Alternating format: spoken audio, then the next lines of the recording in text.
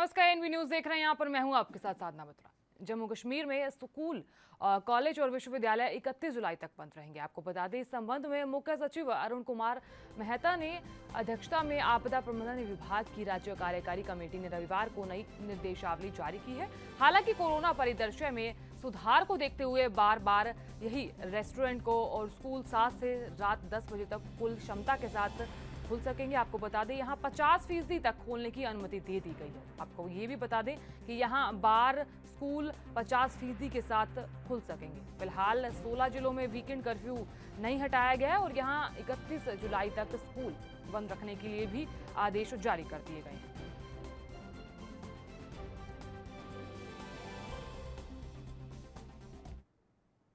और उधर राजस्थान के जयपुर, झालावाड़ और धौलपुर जिलों में रविवार को आकाशीय बिजली गिरने की अलग अलग घटनाओं में 7 बच्चों सहित 19 लोगों की मौत हो गई। आपको बता दें, यहां पुलिस ने बताया है कि राज्य के अलग अलग गांवों में हुई घटनाओं में 6 बच्चों सहित 21 लोग घायल हुए हैं।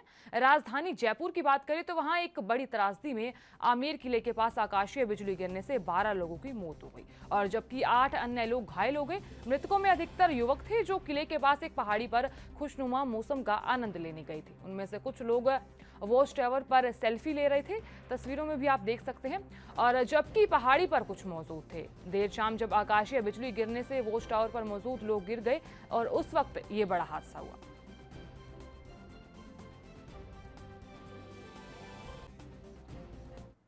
और उत्तर प्रदेश में मानसून को लेकर अपने पूर्वानुमानों के यहां लगातार गलत निकलने के बीच भारतीय मौसम विभाग ने एक बार फिर से सोमवार की सुबह भारी बारिश होने की संभावना जाहिर की है। आपको बता दें, आईएमडी ने रविवार को दैनिक बुलेटिन में कहा कि सोमवार को दिल्ली, हिमाचल प्रदेश, उत्तराखंड, पंजाब, हरियाणा और चंडीगढ़ में बारिश से भी बेहद बारिश होने के आसार बन रहे हैं। तो यहाँ ज्यादा बारिश बनने के आसार दिखाई दे रहे हैं। और इसी के अलावा अगर बात करें तो कोंकण क्षेत्र, गोवा, गुजरात क्षेत्र, मध्य प्रदेश, तटीय आंध्र प्रदेश, यनम, तेलंगाना, तटीय और दक्षिणी कर्नाटक, केरल, तमिलनाडु और पुडुचेरी में भी बेहद बारिश होने के संकेत जारी कर दिए गए हैं।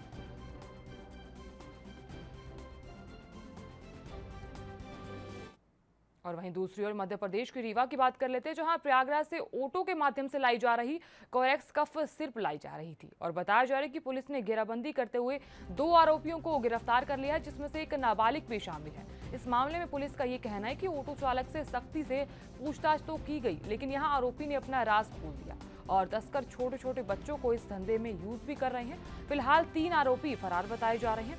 आपको बता दें, पुलिस ढूंढने का आरोपी को फरार जो आरोपी फरार हैं उन्हें ढूंढने का कड़ा से कड़ा प्रयास कर रही है।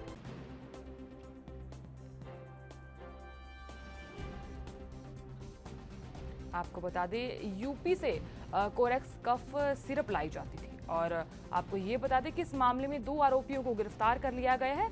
आप तस्वीरों में देख सकते हैं, ये सिरप है जिसमें एक नाबालिग भी शामिल है। आपको बता दें कि 2 आरोपी हैं जिसमें एक नाबालिग है और ऐसे धंधे को वारदात को अंजाम दिया जाता था। और आपको बता दें कि ये पूरा मामला एमपी के रीवा का है।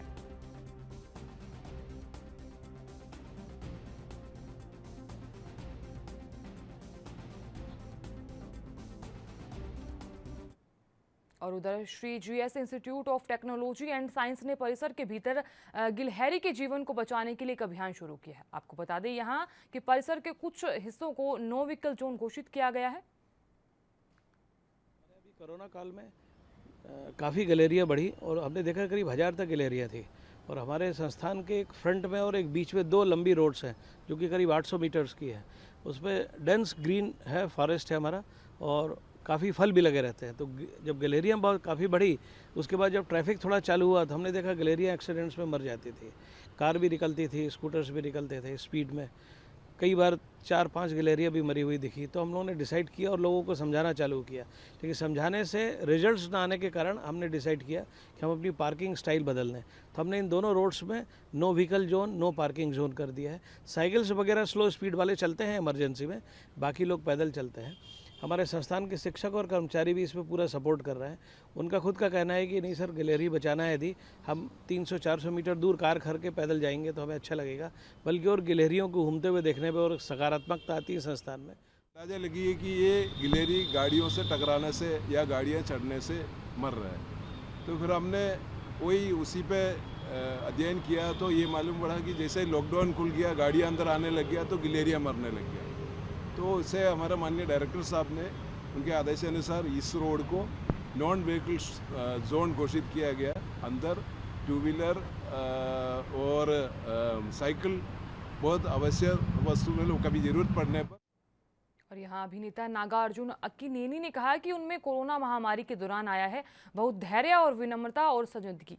और यहाँ उन्होंने ये भी कहा कि कोविड-19 ने मुझे सिखाया कि यह मत समझिए कि आप बहुत बड़े हैं, आप किसी भी समय खत्म हो सकते हैं, पूरी दुनिया खत्म हो सकती है। बकौल यहाँ नागार्जुन उन्होंने ये भी कहा कि ये मत सोचिए कि आप बड़े हैं तो आप पर कोई असर नहीं होगा कोरोना का।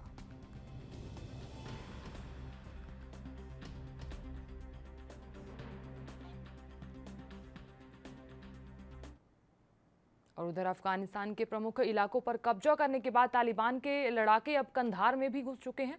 सूत्रों के मुताबिक यहां जानकारी निकल कर आई है कि इसके मद्देनजर भारत ने कंधार से करीब 50 राजनयिकों और सुरक्षाकर्मियों को भारतीय वायुसेना के विमान से वापस बुला लिया है। भारत ने इस मामले में ये कहा कि काबुल, कंधार और मजार शरीफ शहर में वाणिज्य दूतावासों में अपने मिशन को बंद करने की कोई योजना नहीं है। अधिकारियों ने ये कहा कि भारत अफगानिस्तान में बिगड़ती सुरक्षा स्थिति पर करीब से नजर रख रहा है। साथ ही ये भी कहा गया है कि यह सुनिश्चित करने के लिए सभी कदम उठाए जाएंगे कि भारतीय अधिकारियों और नागरिकों को कोई नुकसान ना पहुंचे।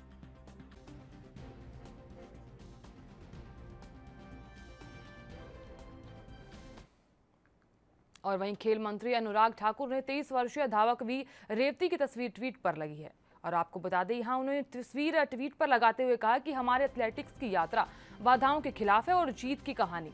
और यहाँ ये भी लिखा गया कि मिलिए टोक्यो ओलंपिक में मिक्स्ड रिले इवेंट में भारत का प्रतिनिधित्व करने वाली रेवती से। और यहाँ जब चौथी कक्षा में थी वो, तो माता पिता का उनका निधन हो गया था। इसके बाद दादी ने इनकी परवरिश करी थी।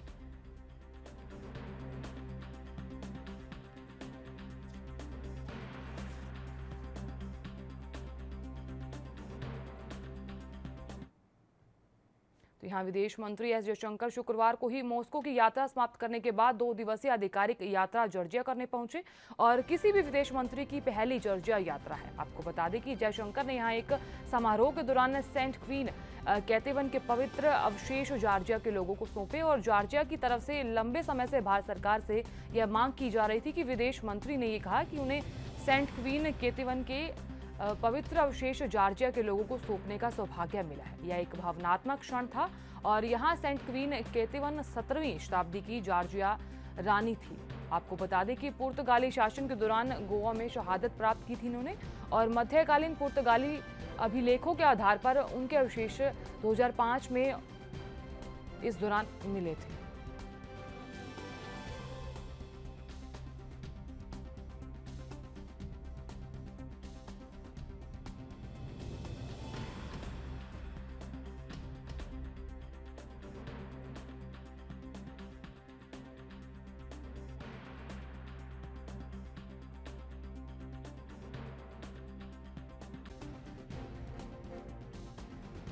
उधर एक रूसी एविएशन कंपनी ने नया पैराशूट सिस्टम विकसित किया है। आपको बता दें, सर्विस स्ट्रोक के साथ सैनिकों को उन जगहों पर उतारा जा सकता है जहां विमान, हेलीकॉप्टर की लैंडिंग असंभव है। कंपनी द्वारा जारी वीडियो में सैनिक से बंधा हुआ जर्मन शेपर्ड कुत्ता 13,000 फीट की ऊंचाई से छलांग लगाकर पैराशूट के जरिए आराम से लैंड करता हुआ दिखाई दे रहा है।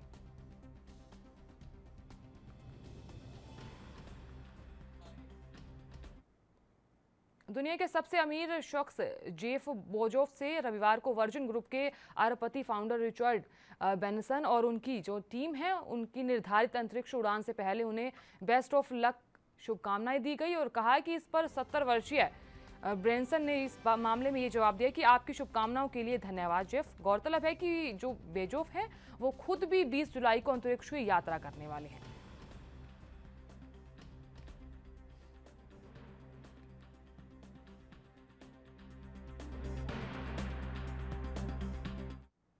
इंग्लैंड और पाकिस्तान के बीच चल रहे वनडे सीरीज के दूसरे मैच में इंग्लैंड ने बारिश से प्रभावित मैच में पाकिस्तान को 52 रनों से हरा दिया है। आपको बता दें पहले बल्लेबाजी करते हुए इंग्लैंड ने निर्धारित ओवरों से 247 बनाकर ऑल आउट हो गई और बताया जा रहा है कि जवाब में पाकिस्तान 41 ओवरों से 141 रनों पर सिमट गया और यहां हार के साथ ही पाकिस्तान 3 मैचों की सीरीज में 0 से 2 से पिछड़ गया है और सीरीज भी गंवा चुका है। पाकिस्तान से पूर्व जो तेज शोएब अख्तर हैं वो इस हार की कड़ी आलोचना करते हुए उन्होंने कहा कि ये टीम 0 से 3 सीरीज से हारेगी।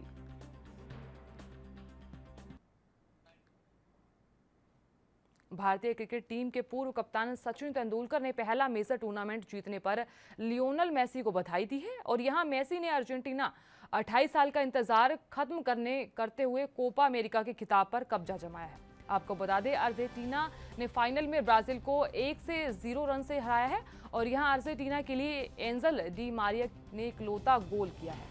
मेसी के लिए ये जीत इसलिए खास है क्योंकि उनकी कप्तानी में अर्जेंटीना को लगातार 3 बड़े फाइनल 2014 से वर्ल्ड कप और 2015 और 2016 में कोपा अमेरिका में हार का सामना करना पड़ा था, जिससे निराश होकर मेसी ने 2016 में संन्यास ले लिया था, लेकिन यहाँ देश के राष्ट्रपति मनाने के बाद उन्होंने वापस ली थी और वापसी के बाद पहला बड़ा खिताब जीतने में वो सफल भी हुए थे।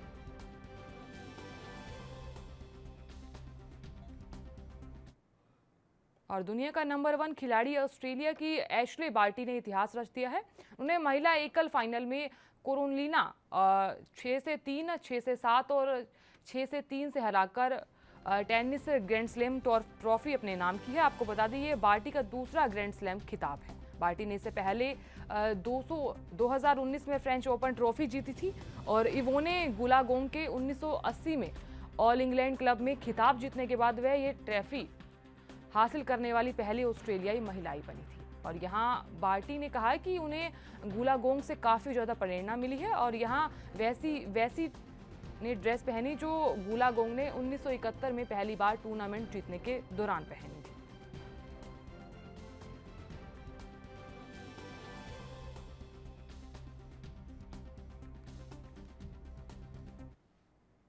और पंजाब में बीजेपी नेता भूपेश अग्रवाल और अन्य बीजेपी नेताओं पर किसानों ने हमला किया। आपको बता दें बीजेपी नेता पंजाब के पटियाला में एक कार्यक्रम में गए थे और यहां किसान मौके पर पहुंच गए और बीजेपी नेता पर हमला बोल दिया। बता देते हैं इस मामले में कि पुलिस की मदद से यहां बीजेपी नेता ने जान बचाई। तस्वीरों में आप साफ तौर पर देख भी सकते हैं कि किसान बीजेपी नेता पर हमलावर हैं और यहां बीजेपी नेता पुलिस के बीच बचने की साफ सर कोशिश कर रही है। हालांकि बीजेपी जो नेता है उनका ये कहना है कि पुलिस ने उनकी मदद नहीं की है।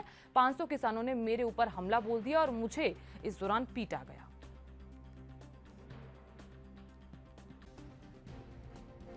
मीटिंग सी मंडल दी अच्छा जी बीजेपी दी अच्छा जी ਤੇ ਮੀਟਿੰਗ ਖਤਮ ਹੋਈ ਹੈ ਅਸੀਂ ਬਾਹਰ ਨਿਕਲਣ ਲੱਗੇ ਹਾਂ ਕੁਝ ਜਾਣਦਾ ਵੀ ਇਹਨਾਂ ਨੂੰ ਜਿਹੜੇ ਮੁੰਡੇ ਹੈ ਹਾਂਜੀ ਹੈ ਤਾਂ ਕਾਂਗਰਸ ਪਾਰਟੀ ਤੋਂ ਹਾਂਜੀ ਲੇਕਿਨ ਸ਼ਰਾਰਤ ਹੈ ਉਹਨਾਂ ਨੇ ਮਾਰ ਕੁੱਟਣ ਲੱਗ ਗਏ ਠੀਕ ਹੈ ਜੀ ਲੇਕਿਨ ਇਹ ਵੀ ਚਲੋ ਪੁਲਿਸ ਹੈਗੀ ਸੀ ਪ੍ਰਸ਼ਾਸਨ ਥੋੜਾ ਬਚਾਓ ਕਰ ਅੰਦਰ ਲਿਆ ਹੋਰ ਕੌਣ ਨੇ ਤੁਹਾਡੇ ਨਾਲ ਉੱਥੇ ਸਾਰੇ ਹੈਗੇ ਜ਼ਿਲ੍ਹਾ ਪ੍ਰਧਾਨ ਵੀ ਨੇ ਹਾਂ ਹਾਂ ਹੋਰ ਵੀ ਕੋਈ ਵੱਡਾ ਲੀਡਰ ਕੋਈ ਵੱਡਾ ਲੀਡਰ ਗੱਡੀ ਮੇਰੀ ਗੱਡੀ ਕੋਈ ਵੱਡਾ ਲੀਡਰ ਹੈ ਜੀ ਕਿਹੜੀ ਵੱਡਾ ਲੀਡਰ ਭੁਪੇਸ਼ ਅਗਰਵਾਲ ਅੱਛਾ ਕੱਪੜੇ ਕਿਹੜੀ ਗੱਡੀ ਕਿੰਨਾ ਨੰਬਰ ਹੈ 85 ਕਿਹੜੀ ਸਕਾਰਪੀਓ ਤੁਹਾਡੇ ਕੱਪੜੇ ਫੜੇ ਅੰਦਰ ਹਾਂ ਹਾਂ ਹੱਥ ਲੁੱਕੀ ਕੀਤੀ ਤੁਹਾਡੇ ਨਾਲ ਜੀ ਹਾਂ ਹਾਂ ਬਿਲਕੁਲ ਗਲਤ ਔਰ ਬੇਬੁਨਿਆਦ ਦੋਸ਼ ਨੇ ਜੀ। ਆਲਰੇਡੀ ਅਸੀਂ 100 ਬੰਦਾ ਇੱਥੇ ਡਿਪਲਾਈ ਕੀਤਾ ਹੋਇਆ ਹੈ।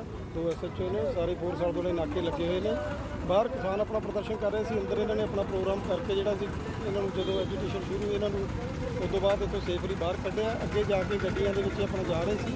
ਅੱਗੇ ਕਿਤੇ ਕੋਈ ਘੇਰ ਕੇ ਨਾ ਕੋਈ ਬਾਹਰਲੇ ਪਾਸੇ ਕੋਈ ਛੋਟੀ ਮੈਂ ਜ਼ਰੂਰ ਹੋ ਸਕਦੀ ਹੋਈ ਹੋਵੇ, ਸਾਡੇ ਸਾਹਮਣੇ ਕੁਛ ਨਹੀਂ ਹੈ। ਸਰ ਚਾਹੀਦਾ ਨਹੀਂ ਪ੍ਰਸ਼ਾਸਨ ਨੂੰ ਇਹਨਾਂ ਨੂੰ ਪਰਮਿਸ਼ਨ ਨਹੀਂ ਦੇਣੀ ਚਾਹੀਦੀ ਜਦ ਕਿ ਕਿਸਾਨ ਇਹਨਾਂ ਅੰਦੋਲਨ ਚੱਲ ਰਿਹਾ, ਉਹਨਾਂ ਦਾ ਰੋਸ ਹੈ ਕਿ ਇਹਨਾਂ ਨੂੰ ਫਿਰ ਵੀ ਇਹ ਬੀਜੇਪੀ ਵਾਲੇ ਮੀਟਿੰਗਾਂ ਕਰ ਰਹੇ ਨੇ।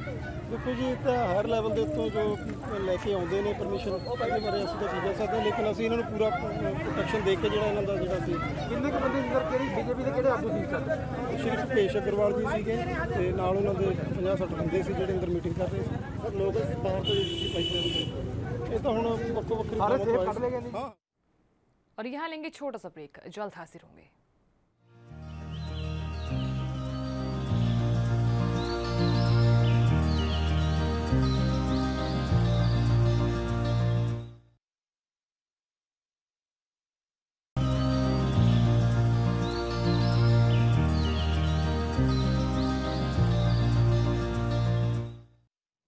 ब्रेक के बाद सभी का स्वागत है। खबरों में आगे बढ़ेंगे। आम आदमी पार्टी के विधायक सौरभ भारद्वाज ने कहा कि अगर हरियाणा की बीजेपी सरकार अगले 24 घंटे के अंदर दिल्ली को उसके हिस्से का पानी नहीं देती तो यहां भगवा पार्टी के दिल्ली अध्यक्ष के घर पर पानी का कनेक्शन काट दिया जाएगा।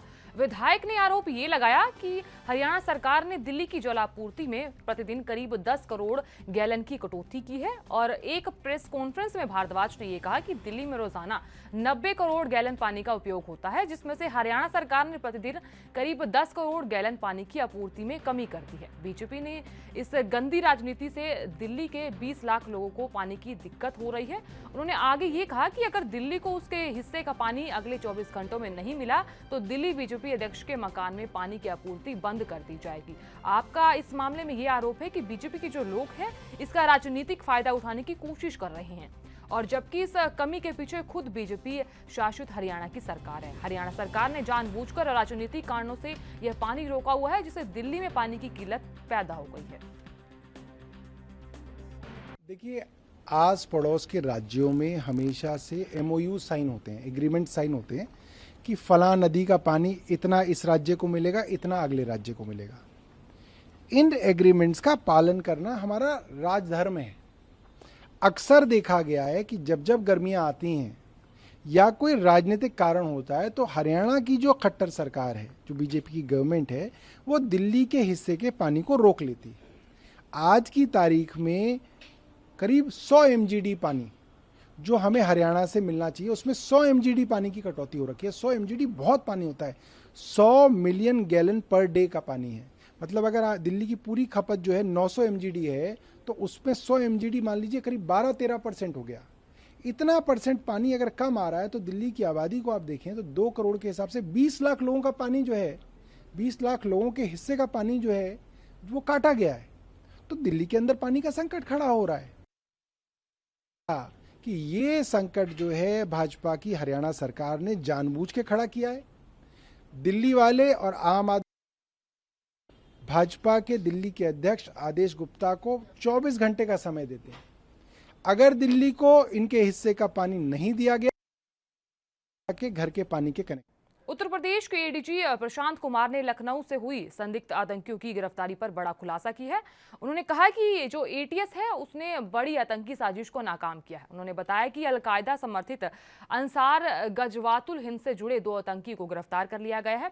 और यहाँ ATS ने लखनऊ के काकोरी से मिनहाज और मड़ियाव से समलिसुद्दीन नाम के 2 संदिग्ध आतंकवादियों को गिरफ्तार किया है। एडीजी ने इस मामले में ये कहा कि मसूरुद्दीन के घर से प्रेशर कुकर बम बरामद किया गया है, और जबकि ATS की दबिश में आरोपी मिनहाज के घर से भारी मात्रा में विस्फोटक पदार्थ और एक पिस्तौल बरामद की गई है और घर से बरामद IED को निष्क्रिय कराया जा रहा है। तो वहीं दूसरी ओर उन्होंने ये कहा कि ये आतंकवादी 15 अगस्त से पहले उत्तर प्रदेश दहाड़ने वाले गए थे।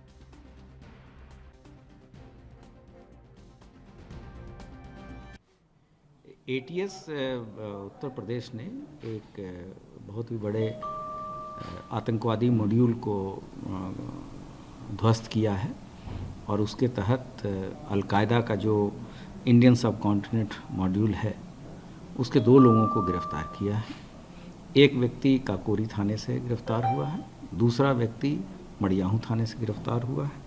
और जो 2 लोग गिरफ्तार किए गए हैं उनमें से एक का नाम मिनहाज अहमद है जिसकी उम्र लगभग 30-32 साल है, और दूसरा व्यक्ति मसीरुद्दीन है जो मड़ियाहू क्षेत्र से गिरफ्तार किया गया है, उसकी उम्र लगभग। ये और इनके साथियों के द्वारा 15 अगस्त के पहले लखनऊ या उसके आसपास के जगहों में या महत्व भीड़ भाड़ वाले जगहों में विस्फोट करके आतंकवादी घटना करने की इनकी मंशा थी। और इनके पास से पिस्टल तथा एक IED जिसको अब डिफ्यूज़ किया जा रहा है तथा भारी मात्रा में विस्फोटक सामग्री बरामद हुई है, जिससे कि ये आगे IED बना सकते थे। इनके अन्य साथियों की गिरफ्तारी के लिए लगातार प्रयासरत हम लोग हैं और दबिशें चल रही। अलकायदा का जो इंडियन सब कॉन्टिनेंट मॉड्यूल है ये क्वेटा पेशावर एरिया से पाकिस्तान से एक व्यक्ति है जिसका नाम है उमर हलमंडी। ये वर्तमान में इसको गवर्न करता है और इसके पहले 2014 में इस सब कॉन्टिनेंट मॉड्यूल का गठन किया गया था। इस संबंध में मैंने पूर्व में भी बताया है। तो ये क्रॉस द बॉर्डर जो इसके आका हैं या इनके जो सरगना हैं वो वहाँ से बैठ। और पंजाब के स्वास्थ्य मंत्री बलबीर सिंह सिद्धू ने आरोप लगाया कि वैक्सीन के मामले में राज्यों के साथ भेदभाव हो रहा है। उन्होंने कहा कि दूसरे राज्यों के पास 17 लाख वैक्सीन आती है और पंजाब को 50 से 60 हज़ार की किश्तों में वैक्सीन मिलती है। उन्होंने केंद्र से अपील की कि पंजाब को भी उचित वैक्सीन दी जाए ताकि लोगों का जल्द से जल्द टीकाकरण हो सके।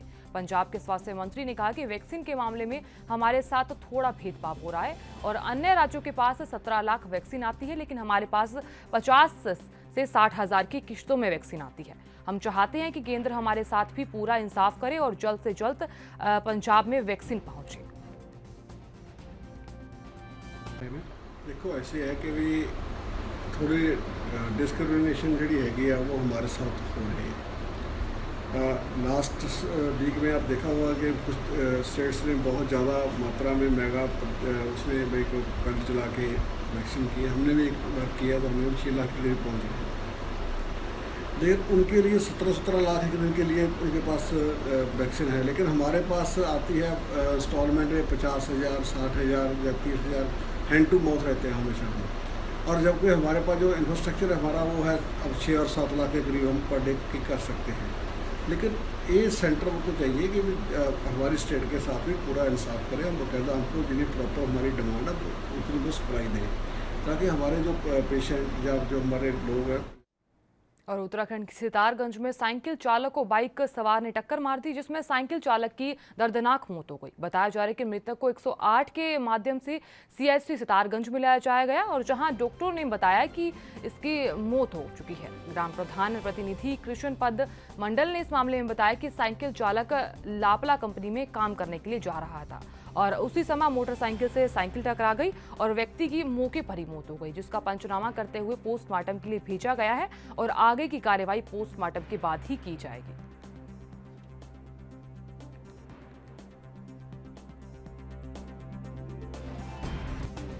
108 के द्वारा एक व्यक्ति को मृत अवस्था में लाया गया था। इसका नाम जगदीश मंडल है। ये वार्ड नंबर 5 निर्मल नगर रतन फार्म शक्ति फार्म का रहने वाला है और उम्र इसकी 46 साल है। ये सड़क दुर्घटना में मृत अवस्था में ही 108 द्वारा लाया गया है और हमने पुलिस सूचना भिजवा दी है। फिलहाल के लिए इतना ही। आप देखते रहिए ANB न्यूज़। नमस्कार।